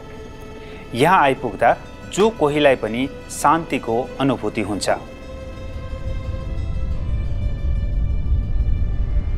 सन् 1960 सम्म यहाँ धेरैवटा ससाना पोखरी थिए। त्यसको 50 वर्ष जतिमा सन् 2014 मा अध्ययन गर्दा यो ताल बढेर 1.28 वर्ग किलोमिटरमा फैलिएको पाइयो। यहाँ 7 करोड 52 लाख घनमिटर अर्थात् 75 अर्ब लिटर पानी जम्मा भएको थियो। यो ताल 150 मिटरसम्म गहिरो थियो। आकार बढ्दै जाँदा र पानी थपिँदै जाँदा हिमताल फुट्ने खतरा पनि बढ्छ। हिमताल फुट्दा यहाँबाट अत्यन्तै धेरै पानी, माटो, ढुङ्गा र गेग्रानको बाढी निस्किन्छ। यसरी 81 निस्केको बाढीले तल्लो भेगका नदीका किनार काट्छ। यसरी ठुलो बाढी बग्दा त्यसले वरपरका पहाड थर्काउँछ। ती पहाडमा पहिरो जान्छ। ठाउँ ठाउँमा ढुङ्गा माटो थुप्रिन्छन्। मानिस र सम्पत्तिको ठुलो नोक्सान हुन्छ। हालसम्म उपलब्ध रेकर्ड अनुसार नेपालमा 26 वटा हिमताल फुटिसकेका छन्। यस्ता तालका बारेमा अध्ययन गरिरहेको संस्था इसिमोडले सन् 2020 मा निकालेको प्रतिवेदन अनुसार नेपालमा 3624 वटा ताल छन्। तीमध्ये 1410 वटा हिमताल 20,000 वर्गमिटर भन्दा ठूला छन्। तीमध्ये 21 वटा हिमताल फुट्ने जोखिम छ। तीमध्ये पनि इम्जा, छोरोल्पा, थुलागी, तल्लो बरुण, लुम्दिङ, हुङ्गु 2 गरी 6 वटा हिमताल फुट्न सक्ने जोखिम अझ बढी छ। इसिमोडले सन् 2009 मा गरेको अध्ययन अनुसार इम्जा हिमताल फुटेका खण्डमा करिब 1 अर्ब 30 करोड रुपियाँ बराबरको भौतिक संरचना तथा कृषियोग्य भूमि क्षति हुने अनुमान थियो। त्यसयता पूर्वाधारमा थप लगानी भएकाले यस्तो क्षति अझ बढी हुन सक्छ। यदि यो इम्जा फुट्यो भने यो खोलामा बनेका जति पनि पुलहरू, बाटो र एउटा पनि रहँदैन। एउटा पनि त्यो बाटो नरहिसकेपछि त्यो मान्छेको दैलोमा पहिरो आउनु र नआउनुमा कुनै पनि फरक छैन।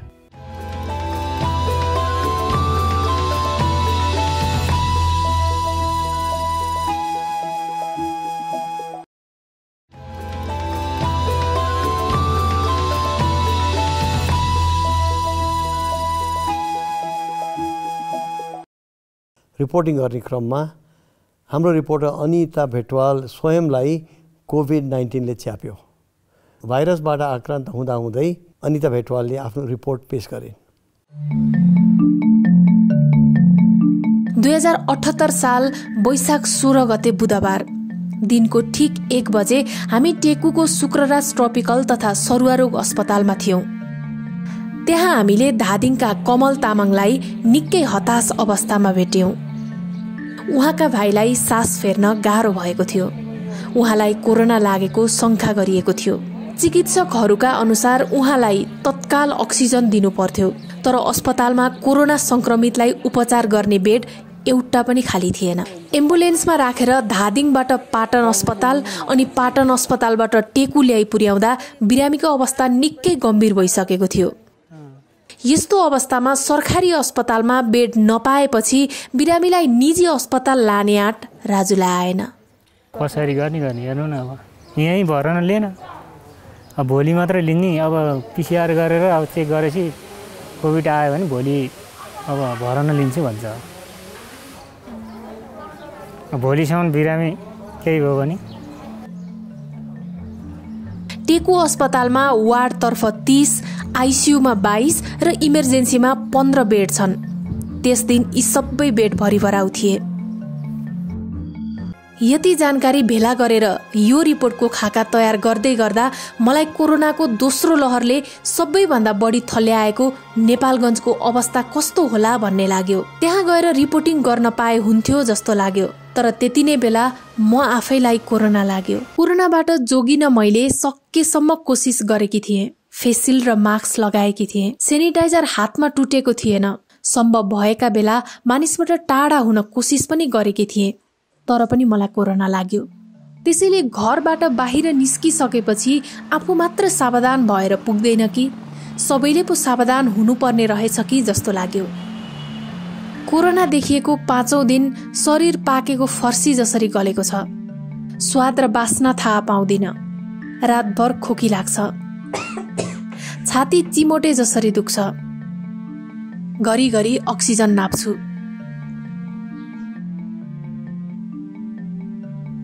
त्यति नै बेला मेरो कोठामा भएका जेट र मनी प्लान्ट हेर्छु। यिनले पनि मलाई बचाउन अक्सिजन दिएर सघाएका होलान् जस्तो लाग्छ। भोलिका सुनौला दिनको कल्पना गर्दै कोरोनासँग लड्दैछु। सागर सदाको जेठो नाति 4 वर्ष 5 महिनाका भए, तर उनी राम्रोसँग उभिन सक्दैनन्। उनका दुवै पैताला सुन्निएका छन्। उनी आँखा राम्रोसँग देख्दैनन् र बोल्न सक्दैनन्। उनका बुवा आमाले उनको उपचार गराउन सक्नुहुन्न।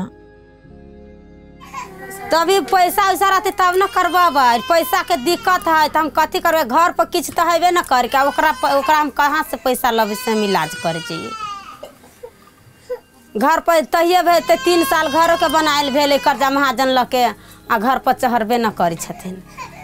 कथी करी तब ओकरा दवाई करिए कि ऊपरी देख करिए कि एकरा सके करिए कथी खिए न खिए दवाई तब ना हम केकरो में जब एगो धंधा करते एक से ढवा देते एकरा सबके लके कहाँ जब हम कमाए। यस गाउँमा यस वर्ष 17 जना बालबालिकालाई कडा खालको कुपोषण देखिएको छ। यस्तो अवस्थामा बच्चाको ज्यान जाने धेरै जोखिम हुन्छ। यस्तो कुपोषण भएकालाई तत्काल अस्पताल वा पोषण पुनर्स्थापना केन्द्र भर्ना गर्नुपर्छ। तर यी बालबालिकाका आमा बुवालाई बिहान बेलुकाको छाक टार्ने समस्या छ। सागरका जेठा छोरा राजकिशोर ज्याला मजदुरी गर्नुहुन्छ। उहाँको कमाइले 6 जनाको परिवार पालेको छ। 2 वर्ष अघि बुहारीले अर्को विवाह गरेपछि यी दुवै नातिको पालन पोषण सागरले गर्नु परेको छ। उहाँका जेठा नातिलाई कडा र कान्छोलाई मध्यम खालको कुपोषण भएको छ। वो परेशान तो हम ही रहबे के रहते। हाँ सुतावा रे खियावा रे पियावा रे राखा रे अपने ल। हाँ गुँ मूत सब अपने कर। एकर बाप ओते अथी न है सनकाह बता है तब से कमाए 2 रुपया 3 रुपया अथी में बुद्धि न है तब न वना कॉलेज क्या बुद्धि रहते तो कथी करते। वो तो चिंता नहीं बाप के चिंता नहीं।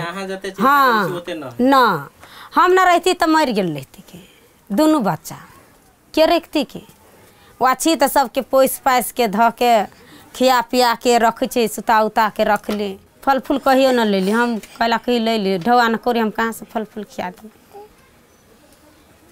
भगवान भरोसे ही।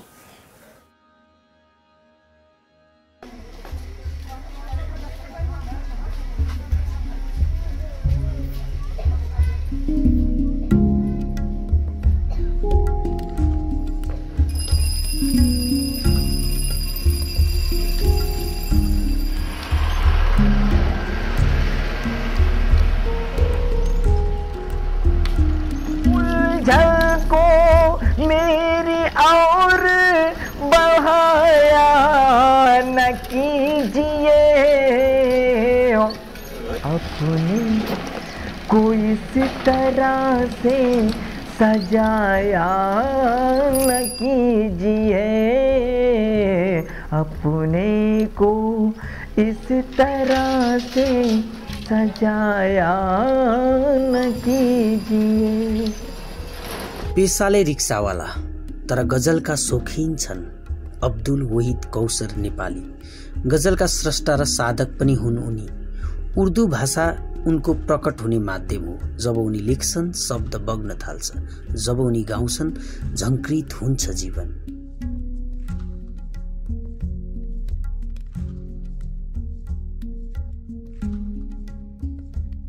मध्य पुसको जाडोले छोपिएको नेपालगञ्जको साँझ।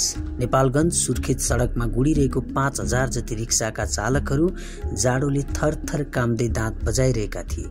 तर एकजना रिक्सा चालक अब्दुल वहीद कौसर भने आधुनिक होटलको न्यानो कोठामा नेपाली गजल गाउँदै थिए। ओठ शब्द छर्दै थिए, कण्ठबाट गुन्जिँदै थियो सुरिलो लय। शब्द र लय शिल्पमा मस्त थिए उनी। श्रोताहरू मुग्ध। साथी लोग यही कहे कि मतलब कहना होता है आप नेपाली में कुछ कहिए। मैंने सबसे पूछा कि डूंगा भन्ने के हो, उनीले भन्यो डूंगा भन्ने नाव। फेरि कहना होते पानी बरसात। त्यही मैले सोधेर त्यही 2वटा मात्रै लेखेँ। त्यही सोधेर यो कागज को डूंगा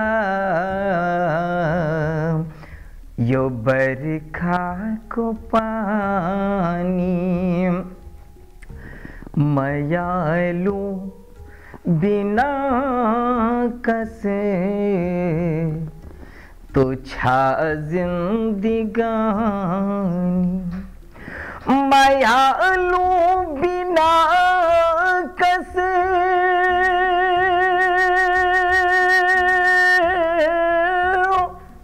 मयालू बिना कस तो छा जिंदगानी, मुलुक जस तो हुन्छा बिना राजधानी। मिथिला संस्कार र सभ्यतासँग गाँसिएर आउने नाम हो जनकपुरधाम। मिथिला क्षेत्र कलामा धनी छ। यस्तो समृद्धि यहाँका भाषा, चाडपर्व, धार्मिक अनुष्ठान, रहनसहन र चित्रमा पाउन सकिन्छ। मिथिला सभ्यताको मौलिकतालाई मिथिला लोककलाले धानेको छ। मिथिला चित्रकलामा मानवीय रुचि र इतिहासको रूप चित्र कोरिँदै आएको छ। यस्तो चित्र सामान्यतया बिहे, पूजा, व्रत व्यवहार आदिमा बनाउने चलन थियो। सुरुमा यो कला ग्रामीण क्षेत्रका महिलाले घर, पर्खाल, भुइँ र आँगनमा माटो, पिठो, गोबर आदिले बनाउने गर्थे। विशेषतः चाडपर्वमा पूजा आराधनाका लागि चित्र कोर्ने गरिन्थ्यो। महिलाले आफ्नो मनमा उठेका स्वाभाविक कल्पना तथा उद्वेगलाई पनि ती चित्र मार्फत व्यक्त गर्ने गर्थे। शताब्दीऔं अघि घर आँगन सुन्दर र आकर्षक बनाउन भुइँ र भित्तामा पोतिएका यस्ता चित्रले आजको आधुनिक समाजमा महिला स्वतन्त्रतालाई पनि बल पुर्याएका छन्। चित्रकलाले महिलालाई आत्मसम्मान दिएको छ, आर्थिक रूपले बलियो बनाएको छ। मधुबाला मण्डललाई आफ्नो शिरको घुम्टो उघारेर शिर उच्च गरी स्वतन्त्र हिँड्ने आत्मबल मिथिला चित्रकलाले दियो। बाल्य अवस्थामा उहाँलाई हजुरआमा र आमाले घर श्रृंगार गर्न दैला, भित्ता र आँगनमा अनेक देवदेवताका चित्र कोर्न लगाउनुहुन्थ्यो। मिथिला चित्रकला के हो भन्ने नबुझ्दै उहाँले माटोको आकार र चित्र बनाउनुभयो। सजावटका यस्ता काम महिलाका भागमा पर्थे। अहिले त्यही कलाले उहाँलाई स्वतन्त्र बनाएको छ। उहाँलाई घर बाहिर निस्केर चित्र कोर्नु कलाकारिता कम, डर बढी थियो। तर एक दिन उहाँको यही सिपले 25 वर्षदेखि ओढेको शिरको घुम्टो उगारिदियो। पहिलाचोटि त धेरै डर लाग्नुभयो, कसरी जाउने। पहिलोचोटि त त्यति घुमघटले म बसेको, मेरो किसको मुख देखाएको थिएन। यस्तो घरबाट निस्केको त यति घोग तानेर निस्कनु भयो। त्यसपछि अलिअलि गर्दै हिम्मत भयो म त बनाएको छ यस्तो पेन्टिङ त म बनाउन सक्छ यो दिन हुन्छ त यस्तो त म बनाएको छ यस्तो पेन्टिङ त मेरो मनबाट आउँछ बनावे मेरो हिम्मत छ म बनाउन सक्छ यो दुनु भयो त म बनाउनु भयो सबै खुसी भयो यो कति राम्रो चित्र बनाउनु हुन्छ यो विदेशी हेर्नु भयो यो खूब खुसी भयो मधुमलाजी यहाँ कति राम्रोसँग पेन्टिङ बनाउनु भयो ये म त यति सामने पेन्टिङ त देखेको थिएन कति बाटे बनाउनु केना बनाउनुहुन्छ भनेको चाहिँ यो घुङ्घट टाएर जानुहुन्छ एकचोटि जानुहुन्छ दुईचोटि जानु तेस्रोचोटि जान्छ अपने लाज थिएन अपने तपाईँ सबै कुरा बुझ्नुहुन्छ सबैसँग बाँध्नु सक्छ सबैलाई एकदम राम्रो हुन्छ तपाईँ जानुहोस् मेरो हिम्मत भयो। कोभिड-19 को पहिलो लहरको कभरेज गर्ने क्रममा सग्लो समाजले आम नागरिकमा परेको मर्का बारेमा चर्चा गऱ्यौँ। दोस्रो लहर आएपछि फेरि तिनै नागरिकका फर्केर हामीले कभरेज गऱ्यौँ। ट्याक्सी चालक सागर बोहरासँग ट्याक्सीको विकल्पमा अन्य पेसा छैन। बैंकको किस्ता र ब्याज तिर्न सहकारी उहाँका सहयोगी बनेका छन्। तर अहिले लामो समय ट्याक्सी थन्काएर राख्दा यसका पाठ पूर्जा बिग्रने क्रमले उहाँको चिन्ता बढाएको छ। गाडी बिग्रिएको छ त्यो गाडी कसरी बनाउने ब्याट्री छैन कोहीको इन्जिन सिज भएको छ पूर्ण रूपमा न्यून भएको छ यो अवस्था। अब मसँग त खाली नै हो म त्यतिखेर जो त्यो अघिल्लो लकडाउनमा खाली नै भएको अब हामीसँग त अवस्थै छैन। अब अहिले बने बिग्रेका गाडीहरू त यी झार उम्रिया छन् गाडीभित्र तर अब गाडी पूर्ण रूपमा हामीले खोल्न सक्ने अवस्था छैन। कुनै पनि हालतमा म त गाडी निकाल्न सक्ने बजारमा अवस्थै छैन। अब के भन्दा फेरि हारगुहार गर्नुपर्छ कोसँग हारगुहार गर्ने त। सागरलाई सडकमा ट्याक्सी लिएर हिँड्न तत्काल कम्तीमा 30,000 रुपियाँ आवश्यक छ। ट्याक्सीको मर्मत गर्न रकम अभाव भएकै बेला बैंकले किस्ता र ब्याज तिर्न ताकेता गर्ने गर्छ। अहिले यो चरणमा आज 1 गतेदेखि धेरै ट्याक्सी चालकलाई फोन जान थालेछ किस्ता बुझाउनु असार मसन्तभित्र गाडी तान्जोसम्म भनेर धम्क्याएको अवस्था छ। ट्याक्सी सडक कुनामा थन्किएको 2 महिना भयो। बैंक तथा वित्तीय संस्थाको ब्याज थपिँदैछ। परिवार धान्नु त छँदैछ। गाडी पनि मर्मत नगरी भएन। यो अवस्थामा सागरलाई राज्यको कुनै आशा छैन। उहाँको एउटै अनुरोध वित्तीय संस्थाहरूले कम्तीमा बन्दाबन्दी खुलेको केही समय कर्जा र ब्याज तिर्न समय थपिदिउन्। हामीलाई अहिले चाहिँ दबाब नदिनु। दबाब दियो भने त विकल्पै छैन। दबाब दिएर पनि अवस्था होइन। हामीले खाएर सकेका होइनौँ रमाइलो गरे होइनौँ। हामीलाई समयले सङ्कट बनाइदियो त। हामी त के भन्दा मेहनत गर्छौँ भनेर लाग्यो। हामीले कहीँ कसैलाई दिएका पनि होइनौँ हामी फेरि गर्दैनौँ पनि भनेको छैनौँ। त्यही भएर म वित्तीय संस्थालाई चाहिँ विनय अनुनय गरेर यो भन्दछु कृपया केही समय जम्मा आर्थिक चलायमान भएको लकडाउन खुलेको 1 महिनाबाट 1.5 महिनाबाट आर्थिक चलायमान हुन्छ। आर्थिक चलायमान भएको 5 महिना कुर्दिनुहोस्। अब तपाईँहरूको किस्ता हाल्न आम ट्याक्सी चालक तयार छन्। त्यतिखेरसम्म केही न केही रूपमा हामी अर्को फड्को मारिसक्छौँ।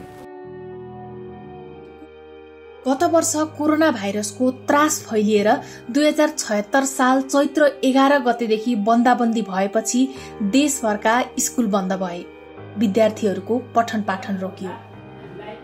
गत वर्ष पहिलो बन्दाबन्दी सुरु भएपछि निजी विद्यालयहरूले अनलाइन कक्षालाई वैकल्पिक कक्षा बनाए। तर ग्रामीण भेग र धेरै सामुदायिक विद्यालयका विद्यार्थीहरूमा यसको पहुँच थिएन।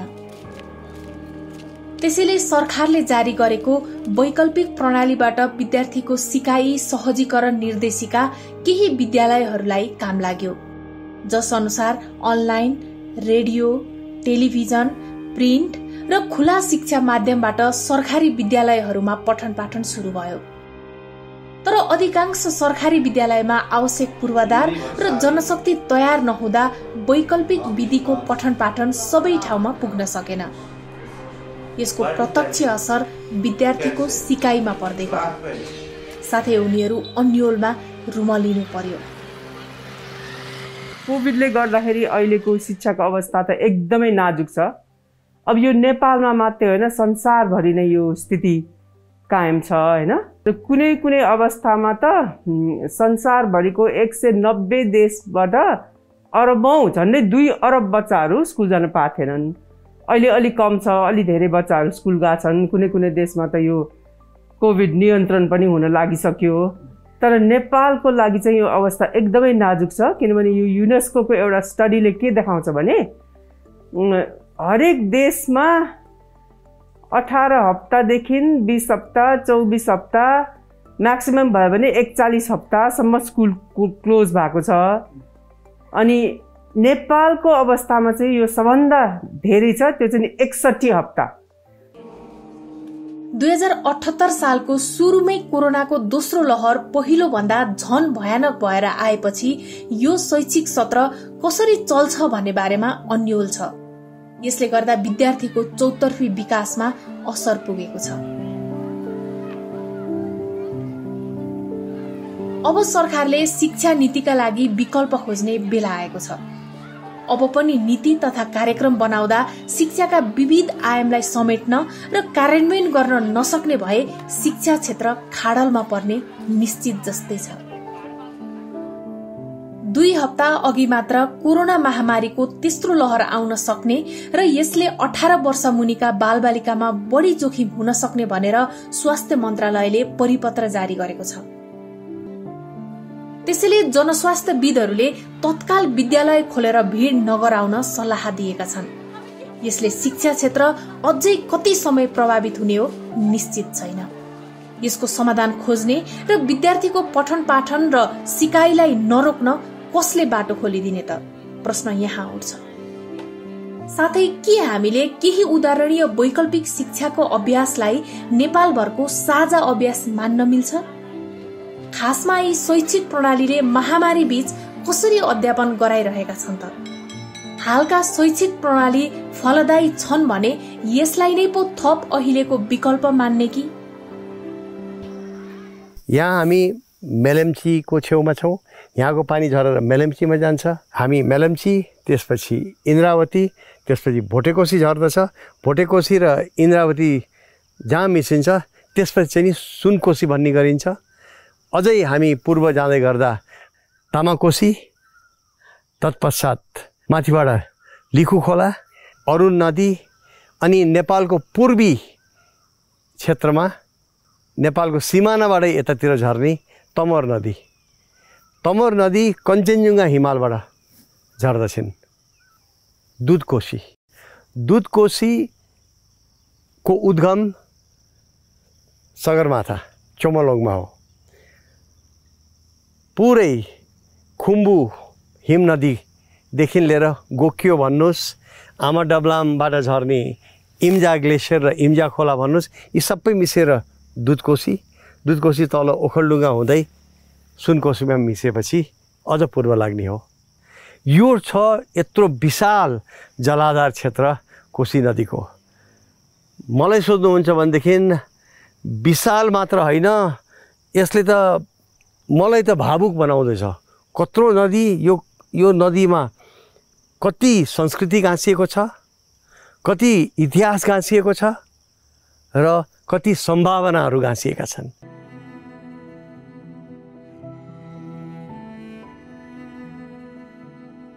एउटा जुन मानव हस्तक्षेपले यो तटबन्ध बन्यो 70 वर्षभन्दा अगाडि, त्यो हस्तक्षेपको कारणले दिनानुदिन क्राइसिस हामीलाई निम्ताइरहेछ भोलिका दिनमा। र बिहारमा पनि एउटा एम्ब्याङ्कमेन्ट माफिया भनेर राजनीतिज्ञदेखि प्राविधिकसम्मको एउटा कन्ट्र्याक्टरसम्मको एउटा पुरै एउटा नेटवर्क नै छ, जसले चाहिँ नि हरेक वर्ष बाँधलाई चाहिँ नि फेरि बलियो बनाउने भन्दै, यो तटबन्धलाई बलियो बनाउने भन्दै चाहिँ नि बोरा सोरा हाल्ने काम गर्छन्। त्यो उपाय हुँदैन, तर आज दशकौँलाई उपाय त्यति मात्र रहेको छ। नेपाल सरकार र नेपालका प्राविधिकले पनि चाहिने जतिको आवाज उठाउन सकेका छैनन्। आफ्नो लागि पनि, भारतको लागि पनि, दक्षिण एसियाको लागि पनि यसमा सोचौँ न भनेर। भोलिका दिन कुनै अवस्था आउने नै छ अवश्यम्भावी, जहाँ चाहिँ नि कोशीले पश्चिम तटबन्ध होस्, यतापट्टि होस्, यो टारबाट उत्रिएर पुरै त्यसको चाहिँ नि बगाव यो समथरमा झर्ने नै छिन्। त्यो हुँदाखेरिको अवस्थालाई सोचिकन हामीले भोलिको लागि योजना बनाउनु पर्ने हुन्छ। कम्तीमा पनि सुरुवात चाहिँ नि यो तटबन्ध चाहिँ नि टेम्परेरी सोल्युसन मात्रै हो र लामो दूरीको चाहिँ नि यो समस्या समाधानको लागि हामीले सोच्ने काम हुनु पर्यो। र त्यो सोच गर्दाखेरि कोशी हाई ड्यामको लागि जुन सजिलो गरी भारतबाट आवाज आउनेछ, आजैदेखि नै हामीले चाहिँ नि डिबेट अगाडि बढाउनु पर्यो कि कोशी हाई ड्यामलाई सोल्युसन मान्ने हो भनेदेखि त्यसको लागि अध्ययन पुगेकै छैन। अध्ययन पुरै गरेर समाजशास्त्र र प्राकृतिक हिसाबले यो नदी बग्ने विज्ञान जो छ त्यसले को स्टडी गर्ने, जियो मोर्फोलोजी, रिभर मोर्फोलोजी भन्छ, यो सबै कुराहरू हामीले स्टडी गरेर चाहिँ नि मात्रै हामी अगाडि बढ्नुपर्छ। मात्रै चाहिँ नि तथाकथित जनदबावबाट चाहिँ नि कोशी हाई ड्याम मात्रै बनाउने भन्ने कुरा चाहिँ नि मान्य हुन सक्दैन। नेपालले सोच्ने बेला आयो, भारतले सोच्ने बेला आयो यो विषयमा।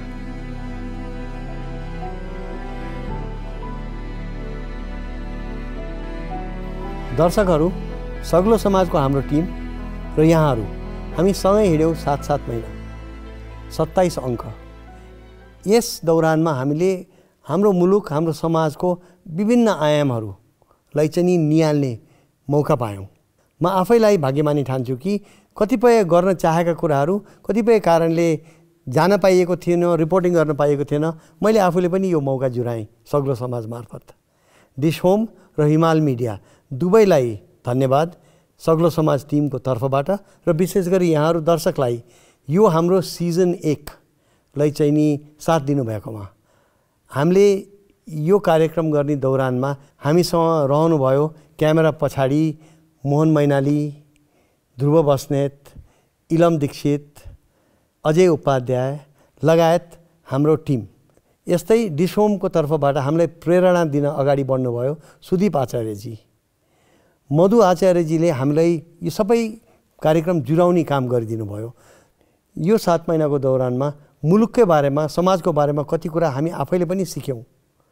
कार्यक्रम पेश गर्ने सन्दर्भमा अडियन्सको रुचिको बारेमा पनि हामीले सिक्ने मौका पायौँ। त सग्लो समाजको सिजन 2 को लागि हामी तयारीमा जुट्नेछौँ। त्यति बेलासम्म चाहिँ नि हामीलाई बिदा दिनुहोला दर्शकहरू। सग्लो समाजको टिमको तर्फबाट नमस्कार।